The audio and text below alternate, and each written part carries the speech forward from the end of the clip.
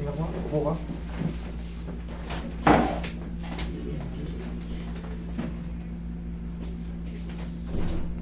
Close. Ma'am, Puro talagang pahiga. masakit to. Nung una nga po, Puro na mas Grabe ito.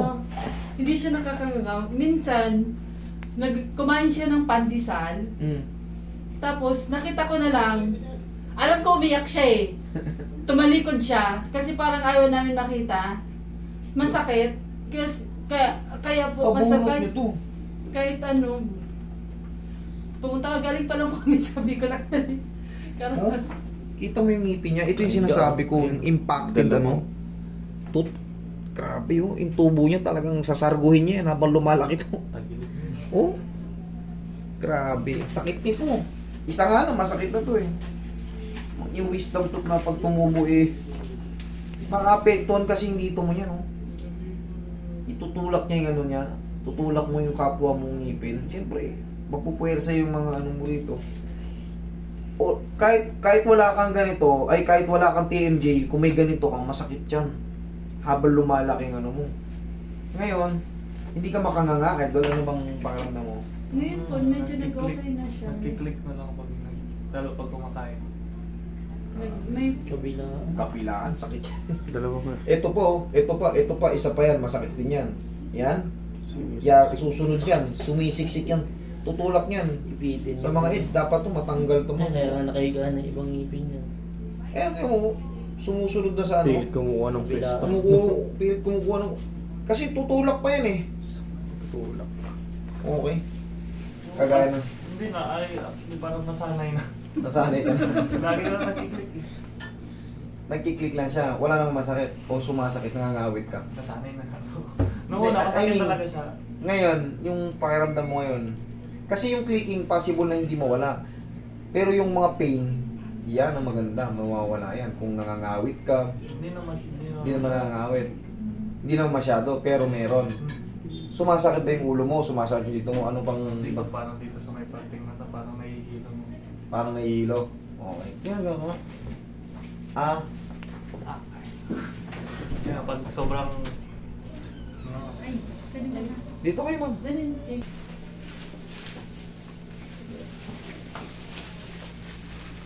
Pabunot nyo to ma'am para ano. Tapos maobserbahan nyo, magbabago na yan. Yan ang tumutulak sa ano. Kita nyo naman yung tubo, nakagang. Hindi sa ba ganun. Yun lang, pinaka nakikita ko rito mabilis na solusyon.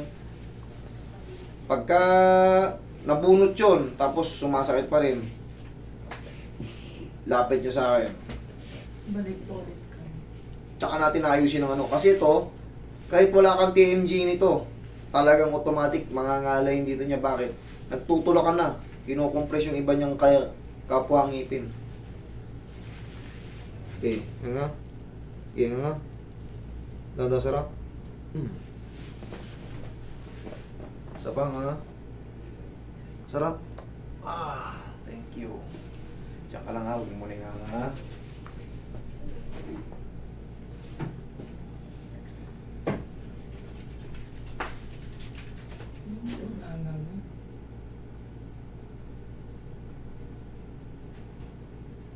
Sumasakit din yung dito mo. Magkakasama ba kayo noon? Yung rare. Mas mahal ibenta yun. Mga rare. Lalo may mga depekto. Mga depektong perfect. Nga nga. Sarap. O yan, malumanay na idol. Sakit? Hindi naman. Dito ganun pa rin. Ha? Sara? Masakit? Hindi. Hindi. Pero yung click talaga parang... Ma'am, sabi ko nga, hindi matatanggal yung clicking. Hindi matatanggal yung clicking. Pero, yun nga, pagka siyempre naka-align yung ano mo, hindi yung ngangawit agad, hindi agad maglalak.